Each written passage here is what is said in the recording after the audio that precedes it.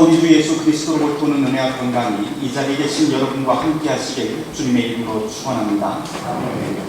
오늘 복음서 말씀은 난해하기로 악명 높은 본문입니다. 주인공으로 등장하는 청지기가 주인의 돈을 가로챘고요, 발각되어 해고당하죠. 그런데 여기서 끝나지 않고 주인 몰래 채무자들을 찾아가서 문서 위조하고 그 빚을 변제해 줍니다. 법에 대해서 잘 모르는 누가 보더라도 이거는 배임, 횡령, 사기, 문서 위조 이런 것이 다 걸릴만 합니다. 이런 사람은 당연히 법의 심판을 받아야 마땅할 텐데 그 주인은 해고했던 것을 거둬들이고 오히려 이 못된 청지기를 칭찬합니다. 도대체 뭘 잘했다고 이 청지기를 칭찬하는 것일까요? 그리고 그렇게 칭찬하는 주인은 도대체 어떤 사람이고 이 청지기는 도대체 누구를 가리키는 것일까요? 오늘 이 문제를 풀어가는 것이 오늘 함께 오늘 본문을 함께 묵상할 내용입니다. 거두절미하고 함께 한 구절씩 좀 확인해 보면서 말씀을 차근차근 풀어 가보려고 합니다. 성경을 펼쳐보시고 누가복음 16장 1절 말씀 한번 보시길 바랍니다. 누가복음 16장 1절 말씀 같이 읽도록 하죠. 또한 제자들에게 이르시되 어떤 부자에게 청지기가 있는데 그가 주인의 소유를 낭비한다는 말이 그 주인에게 들린다. 여기서 청지기가 소유를 낭비한다라고 하는 말이 주인에게 들린다라고 하는 구절이죠. 이 표현은 익명의 제보자가 주인에게 청지기를 고발했다라고 하는 뜻입니다. 이 사건의 배경이 농촌이라고 하는 것을 고려하면 여기 나와 있는 이 청지기는 토지를 관리하는 대리인이 분명합니다. 2절 말씀입니다. 이제 주인이 누군가의 고발을 접수하고 이제 토지 관리인을 불러서 캐묻게 되지요. 함께 다시 2절 말씀 읽어보도록 할까요? 주인이 그를 불러내되 내가 내게 들어야 할 내가 어린 일을 삼아 청지기 직무를 계속하지 못하리라. 이게 무슨 뜻이에요? 주인이 해고한다라고 하는 뜻입니다. 자, 이제 청지기는 해고당합니다. 그런데 여기 아주 재미있는 코드가 하나 숨겨져 있어요. 중간에 보면 내가 보던 일을 세마라 라고 하는 구절이 나오는데 한국어 성경은 번역이 그렇게 되어 있지만 그 원래 뜻은 무엇이냐면 회개자는 그를 반항하라 이렇게 되어 있습니다. 그래서 정확히 이 사태를 이 구절을 풀어보면 이런 말이 됩니다. 너 해고야. 당장 회계장부 가져와. 이런 뜻이 됩니다. 이 구절이 매우 중요한데요. 왜냐하면 이 청지기가 해고를 당하기는 했는데 아직 힘의 상징인 회계장부는 아직 청지기의 손에 들려 있습니다. 그리고 이 해고 사실을 아는 사람은 오직 딱 두 사람밖에 없죠. 주인과 청지기 둘밖에 모릅니다. 앞으로 이 두 가지 점이 앞으로 사건이 전개될 때 매우 중요한 역할을 하게 됩니다. 그다음 이 구절을 잘 읽어보면 그 당시 문화와는 조금 상식에 맞지 않는 내용이 하나 더 걸려 있는데 이 비유의 배경이 되는 이 팔레스타인 지방이라고 하는 것이 중동 지역에 속하지요. 근데 이 중동이라고 하는 것은 특별히 명예를 존중하는 문화로 알려져 있습니다. 그래서 주인이 하인을 해고할 분명한 범죄의 이유가 있다 하더라도 반드시 해고당하는 그 하인의 변론을 들은 다음에 해고의 효력이 생깁니다. 그런데 청지기는 분명히 자기에게 이런 변론의 기회가 있음에도 불구하고 그 기회를 사용하지 않고 그냥 조용히 해고 통지를 받아들입니다. 제가 이 청지기였다면 이렇게 하지 않았을 것 같아요. 웬만하면 그 자리에서 변론도 좀 해보고 해고하더라도 나에게 좀 먹고 살 수 있는 길을 좀 마련해달라고 그렇게 간청했을 것 같은데 이 기회에 나와 있는 이 청지기는 웬일인지 어떤 일인지 아무 말도 하지 않습니다. 굉장히 낯선 행동입니다. 그 이유는 무엇일까요? 아마도 주인의 강직한 이 성품을 오랫동안 보아왔기 때문에 이 청지기는 자기가 그 자리에서 아무리 읍소해 본들 아무 소득이 없을 것을 진작에 알았을 것 같습니다. 그 때문에 청지기는 아무 대꾸 없이 침묵합니다. 그러고 보면 이 침묵은 자기의 그 범죄 사실을 시인하고 주인의 이 심판에 동의하는 것으로 볼 수가 있습니다. 성직이 군소리 없이 이 주인의 해고를 받아들이는 이 장면을 하나님의 심판과 연결해서 본다면 무척 인상적인 장면인 것 같습니다. 아담부터 우리까지 사실 죄인들은 항상 하나님의 판결 앞에 그 판결을 그대로 수용하면서 인정한 일이 거의 없습니다. 오히려 우리는 늘 우리의 악행을 변명합니다. 그런 변명이 통한 적이 한 번도 없다고 하는 것을 성경을 통해서 분명히 알면서도 불구하고 우리는 계속적으로 우리의 악행을 변명합니다. 심판의 말씀이 들려도 그거는 나 자신과는 상관없는 일이다 라고 외치면서 외려 그 순간에 다른 사람의 얼굴을 떠올리기 일쑤입니다. 그러고 보면 우리가 지금 악하다고 낙인 찍은 이 비유의 청지기보다도 사실 우리가 더 사악한 존재인지도 모르겠습니다. 이 청지기가 우리보다 더 나은 태도는 이렇게 주인의 해고 선언을 조용히 받아들인다는 대목부터 시작하는 것 같습니다. 어쩌면 모든 사람의 희망이라고 하는 것은 바로 이곳, 자기의 잘못과 자기의 죄를 시인하고 인정하는 데부터 그 희망이 시작하는지도 모르겠습니다. 이제 그 다음이 중요한데요. 본문 3절 말씀입니다. 청지기가 이제 독백을 시작을 하죠. 독백을 시작하는데 가만히 생각해보니 내가 먹고 살 길이 막막하구나. 책상에서 펜대만 굴리다 보니 삽질할 힘도 없는 이 가련한 자기 처지를 이제사 직시하기 시작합니다. 이게 바로 3절 말씀이고요. 그때 한 가지 기가 막힌 묘수가 떠오릅니다. 4절 말씀인데 우리 같이 찾아서 한 목소리로 읽어보도록 하겠습니다. 내가 할 일을 알았다. 이렇게 하면 직분을 빼앗긴 뒤에 사람들이 나를 자기 집으로 영접하리라 하고, 그래서 나를 자기 집으로 영접한다라고 하는 뜻은 우리가 상식적으로 생각해 무슨 뜻인지 알 것 같아요. 내가 다른 일자리를 얻어야겠다라고 하는 뜻인데요. 달리 말해서 내가 아무리 생각해도 내가 땅 파먹고 살 힘은 없지만 내 능력을 발휘해서 다른 곳에 가서 토지관리인이 되겠다라고 하는 작정입니다. 그런데 한번 또 상식적으로 생각을 해보면 어떻게 이렇게 해고당한 사람이 그 똑같은 직업으로 가서 다른 곳에서 일자리를 구할 수 있을까요? 자, 이제부터 우리 모두 머리를 한번 상상력을 동원을 해서 추리를 한번 해보려고 합니다. 지금 청지기는 불의한 일을 통해서 해고당했습니다. 그러나 이 해고 사실은 누구만 알고 있어요? 오직 주인만 알고 있습니다. 게다가 힘의 상징인 빼기장구는 누가 들고 있습니까? 청지기가 들고 있습니다. 바로 이 점이 모든 상황을 감쪽같이 뒤바꿀 무기가 됩니다. 청지기에게 주어진 시간은 매우 짧습니다. 이것을 갖다 주는 순간 모든 것이 다 끝납니다. 이 해고당한 사실이 마을에 퍼지기 전에 모든 것을 행동해야 되는데, 좋게 말해서 주어진 시간을 선용해야 됩니다. 들키면 끝장입니다. 청지기는 이제 지푸라기라도 잡는 심정으로 치밀하고 필사적으로 움직입니다. 5절에서부터 6절 말씀 한번 잘 보세요. 우선 청지기가 무엇을 해요? 빚진 사람들 다 소환을 합니다. 다 오라고. 돈 빌려준 사람의 법적 대리인이 오라고 하는데 안 올 사람 없죠. 그래서 다 옵니다. 여기서부터 청지기가 하나의 꼼수를 발휘를 하는데요. 우선 채무자들을 단체로 만나지 않습니다.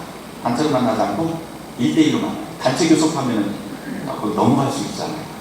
그래서 채무자들이 단합을 해서 서로 장단 맞추고 계약의 주도권을 뺏길 수 있기 때문에 이 청지기는 1대1로 만납니다. 그런 다음에 두 번째 기지를 발휘하는데, 일단 1대1로 만난 다음에 안고요. 그런 다음에 채무자들에게 너 얼마 늦었어? 네 입으로 얘기해봐. 그러면 말을 하죠. 직접 말을 하게 하고 그 채권의 상당량을 차감하겠다고 말로 공지를 해줍니다.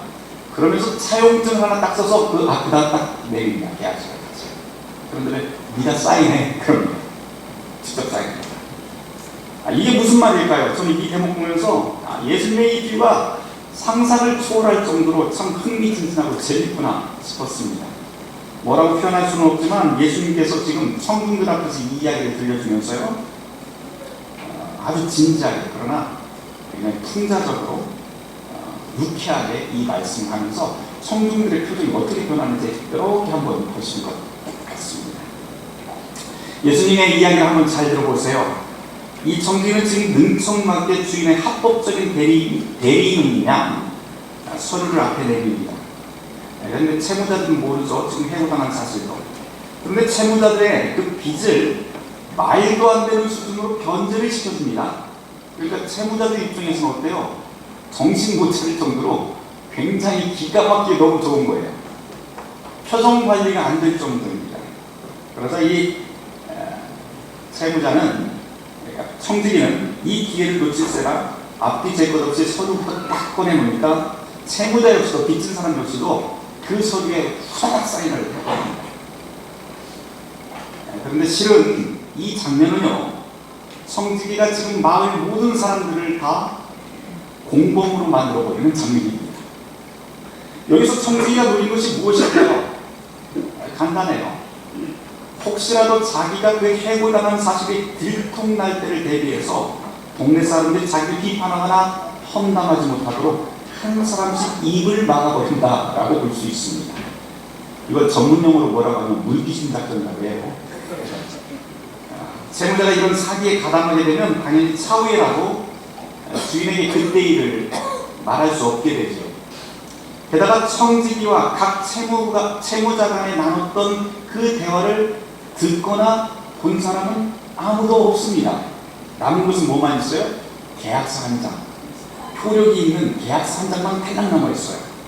그러니 빚진 사람 입장에서도 절대로 이게 손해볼 일이 아닙니다. 이런 식으로 청지기는 서둘러서 아주 치밀하게 이 일을 감행합니다.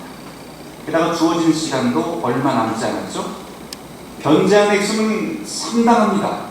예를 들어서 여기서 변제한 기름 50만이 나오는데 당시 가치로 환산하면 이 50만은 500데나리온, 즉 일반 노동자가 500일 동안 쉬지 않고 벌어들인 돈에 해당합니다. 우리로 따지면 일반 노동자의 1년 반 이상의 총급여에 해당하는 것이 바로 기름 50만입니다. 자, 이것이 지금 해고당한 청지기가 회계장부를 들고 있는 그 짧은 시간에 일어난 일들이죠. 이 엄청난 사건들이 7절 말씀까지 나왔습니다. 그런 다음에 8절로 딱 넘어가는데 8절 말씀은 굉장히 갑작스럽게 사건이 전개가 되는 바람에 이게 무슨 말일까 하는 물음표가 생겨버립니다.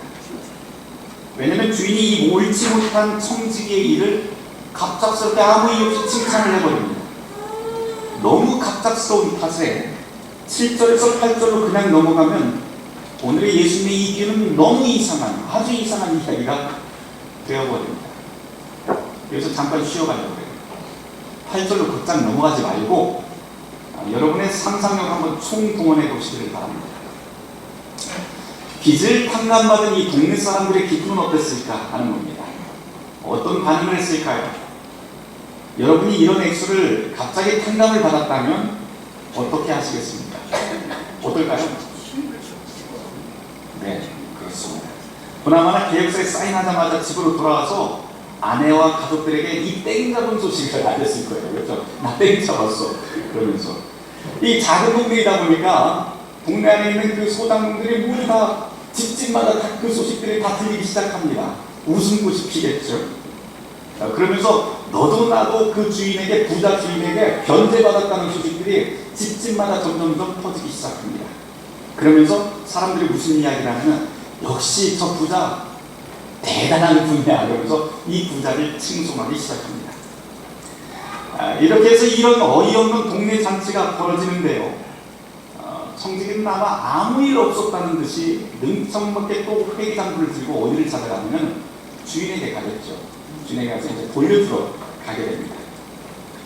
회계장부를 딱 돌려받고 주인이 제일 먼저 한 일은 회계장부에 빚진 그 계약서들이 어떻게 됐는지 아마 청산을 하듯이 쭉 봤을 겁니다. 그러자 주인은 마을 사람들과 달리 아마 깜짝 놀라서 뒤로 나자빠졌을 것 같아요. 왜요? 자기가 받을 돈이 갑자기 막 푹 줄었거든요. 그 많던 채권이 반토막 나버린 것을 눈으로 확인하고 깜짝 놀라게 됩니다. 자, 이제 우리 입장을 바꿔서 한번 다시 생각을 해보죠. 여러분들이 주인이라면 이 상황을 어떻게 해결하시겠습니까? 1번, 해고당한 청지기를 족치고 마을 사람들을 다시 다 불러서 계약을 원점으로 되돌립니다. 왜? 그게 바로 법적으로 방금 체결된 그 채권 변제는 다 불법입니다. 그런 식으로 해서 다시 원점으로 되돌립니다. 1번입니다. 2번, 그냥 조용히 돕는다. 자, 어떻게 할까요? 어떻게 했으면 좋겠습니까? 우리 민주주의 사회니까 한번 손들어서 다수결로 한번 손들어 보여줘. 저도 한번 궁금해서. 1번 같이 해야 된다. 2번 덮는다. 잘 모르겠다. 좋습니다. 분명히 법으로 따지면 1번을 택해야 맞습니다.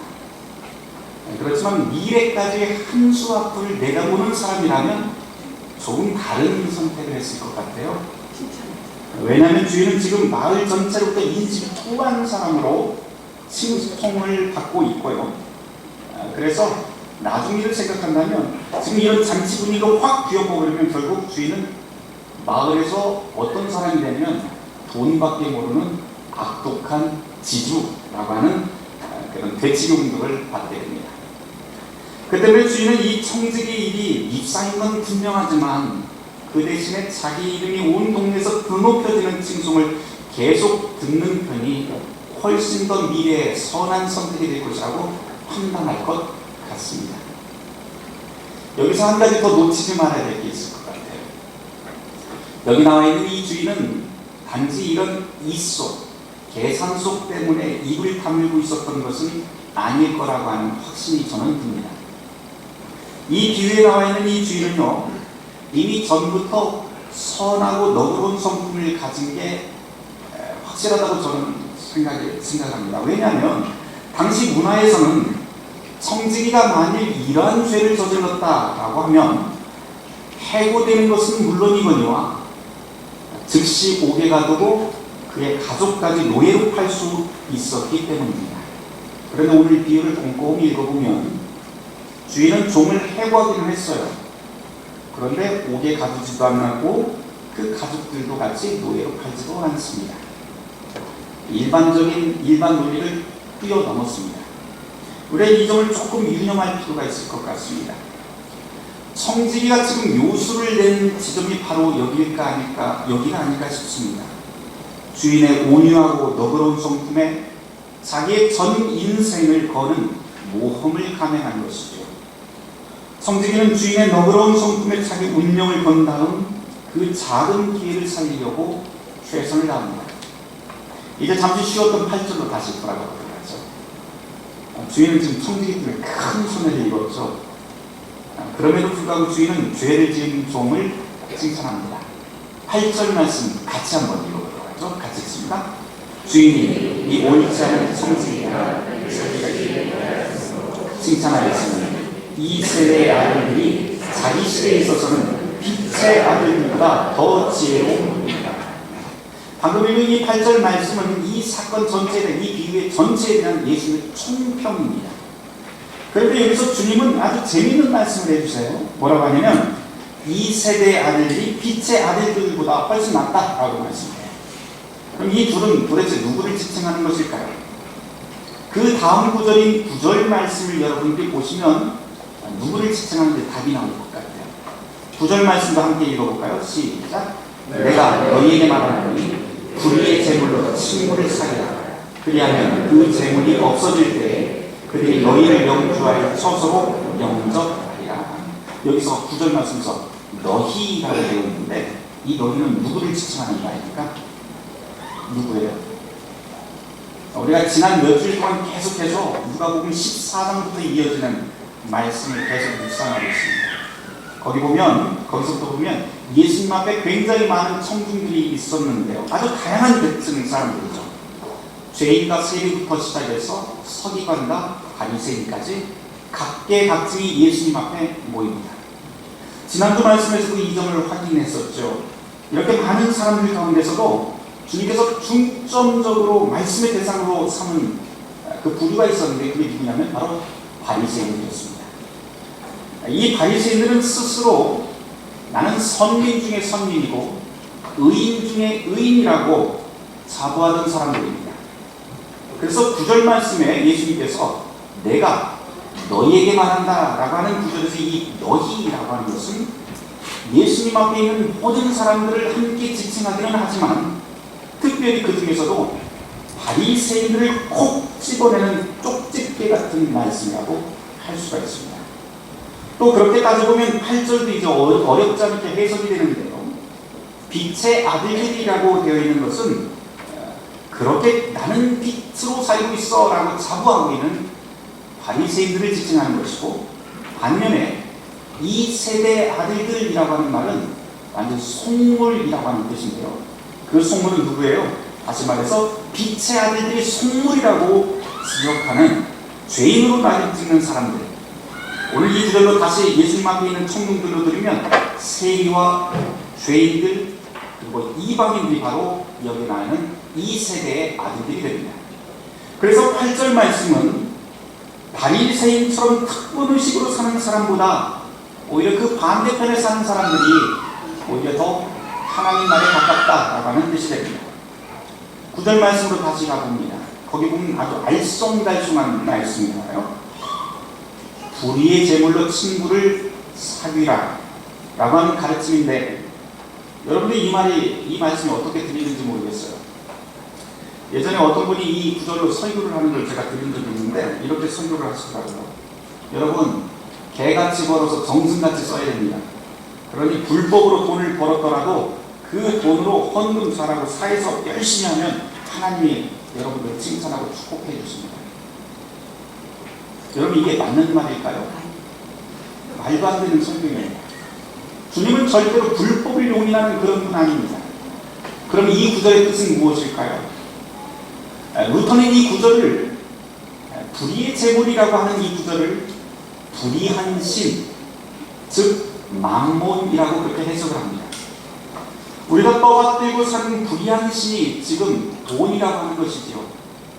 사실 돈이라고 하는 것, 재물이라고 하는 것은 그것 자체로 악하다, 선하다 그렇게 말할 수 없습니다. 가치 중립적입니다. 그럼에도 불구하고 인간의 욕망은 언제나 이 돈과 재물을 하나님의 자리로 올려놓고 숭배하며 그렇게 살아갑니다.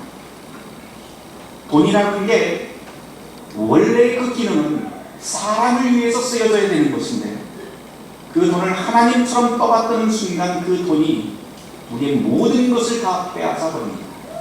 시간, 재능, 그 모든 것들을 이 돈이 다 빼앗아 버립니다. 루터의 말대로 하면 우리의 심장을 바로 그곳에 걸어놓는 꼴이 되는 것이죠. 그때 그 재물은 바로 불의한 재물, 즉 망몬이라고 하는 신이 됩니다. 그런데 주님이 하시는 말씀은 무엇이에요?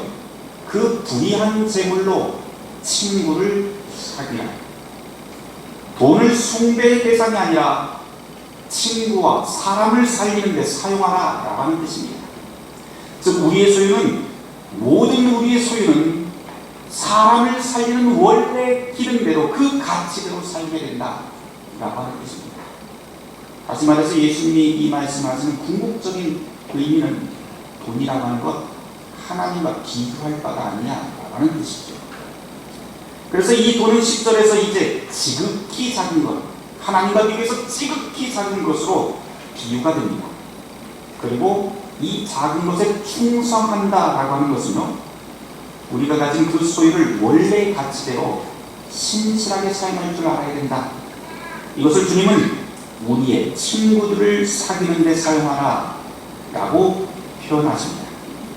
그렇게 작은 돈이라도 신실하게 사용할 줄 아는 사람이 바로 하나님이라고 하는 가장 큰 분에게도 충성할 수 있다라고 하는 뜻입니다. 그래서 예수님은 13절 말씀에서 너희는 하나님과 재물을 겸하여 섬길 수 없다라고 하는 말로 이 비유를 끝냈습니다. 돈이 하나님이 될 수 없다. 돈을 하나님 숨기듯 살면 안 된다라는 아주 간단한 말씀입니다. 분명히 오늘 예수님께서 우리에게 들려주신 이 비유의 말씀은요, 돈에 대한 말씀입니다. 어떤 분들은 예수님이 그저 영적인 세계에만 관심을 두었다고 하시지만 절대 그렇지 않아요. 성경은 분명히 돈에 관심이 많습니다. 예수님도 역시 돈에 대한 관심이 아주 지대하게 크십니다. 성경을 보면 돈에 관련된 구절도 700구절 이상이나 되고요. 오늘 복음서 보면 누가복음 16장 13절을 보면 예수님은 이 돈을 하나님의 지위와 동등할 그 수준까지 올려서 말씀하실 정도로 이 돈 문제는 우리의 신앙의 문제와 아주 밀접하게 관련이 되어 있습니다. 하지만 그보다 더 큰 맥락에서 오늘 이 비유를 본다면 이 비유는 단순히 돈에 대한 이야기가 아니지요. 이 비유가, 오늘의 이 비유가 위치한 그 누가복음 안에서 그 자리를 따져보면 주님이 우리에게 정말로 주시고자 하는 그 메시지가 무엇인지 조금 더 선명하게 보일 것 같습니다. 이 비유 바로 앞 단락인 누가복음 15장에는 세 가지 비유가 나옵니다. 지난주에 우리가 보았죠. 잃은 양, 잃은 동전, 잃은 아들, 탕자의 비유라고 이야기하는데 이 세 가지 비유, 그리고 오늘 본문인 불의한 청지기 비유가 딱 나오고요. 그 다음에 뭐가 나오냐면 부자와 가난한 나사로 비유, 그리고 무익한 종의 비유가 연달아서 계속해서 나옵니다. 15장에서부터 17장까지 전체 내용을 한마디로 정리하면 이렇게 됩니다. 죄인의 회개, 그리고 돈과 이웃을 향한 새로운 삶의 태도라고 하는 말이 됩니다. 다시 말해서 신앙인이 된다고 하는 것은 과거로부터 돌아서는 것을 뜻하고 새로운 삶의 태도로 사는 변화의 삶을 말합니다. 사실 이 이야기는 단순히 바리새인에게만 해당되는 것은 아니죠. 이것은 바로 우리 모두에게 해당되는 회개의 주제가 됩니다. 그래서 회개란 우리 모두에게 해당되는 이야기, 돈을 어떻게 사용해야 될까라고 하는 아주 작은 문제부터 하나님 사랑이라고 하는 큰 이야기까지 모두가 포함된 것이 회개의 주제입니다. 그 중에서 가장 중요한 것은, 가장 기초적으로 중요한 것은 과연 지금 나는 그리스도인으로서, 신앙인으로서 어제와 다른 삶을 살아가고 있는가 라고 하는 주제입니다. 이와 동시에 주님께서 이 말씀을 통해서 우리에게 정말 강조하고 싶은 게 또 하나가 더 있습니다. 그것은 죄인을 향한 하나님의 은혜라고 하는 것입니다. 99마리 양을 버려두고 한 마리 찾아 나설 그런 목자 세상에 없습니다. 동전 하나 찾았다고 해서 온 동네 사람을 다 불러 모아서 잔치할 그런 바보 같은 사람 없습니다. 재산 탕진한 자식 좋다고 부둥켜 안을 아버지도 없고요. 맡긴 재산 다 탕진하고 돌아온 그런 하인을 칭찬할 주인 사실 세상에 없습니다. 이건 우리가 사는 세상에서 상식에 속하는 일입니다. 그러나 예수님은 이런 비유들을 통해서 세상에서 절대로 일어나지 않을 일들을 우리에게 들려주시면서 바로 이것이 세상을 넘어서는 하나님 나라의 비밀이다라고 하는 것을 우리에게 가르쳐줍니다. 절대로 일어나지 않을 일이더라도 하나님 앞에서는 능치 못할 일이 없다는 것, 불의한 청지기와 같고 죄인과 세리같이 자격이 없다라도 가망 없는 사람들에게도 예상치 못한 그 엄청난 사건들이 우리에게 약속되었다는 것, 일어나지 않을 일이 일어났기 때문에 우리는 이것을 은혜라고 부릅니다. 그리고 이러한 은혜의 사건이 그리스도의 말씀을 믿고 따르는 모든 사람들에게 일어나고 있다고 하는 것을 오늘의 말씀은 우리에게 들려줍니다. 사랑하는 성도 여러분, 바라기는 이 은혜의 사건들이 바로 저와 여러분들의 사건이 되길 주님의 이름으로 축원합니다. 모든 지각에 뛰어난 하나님의 평강 그리스도 예수 안에서 너희의 마음과 생각을 지키시리라.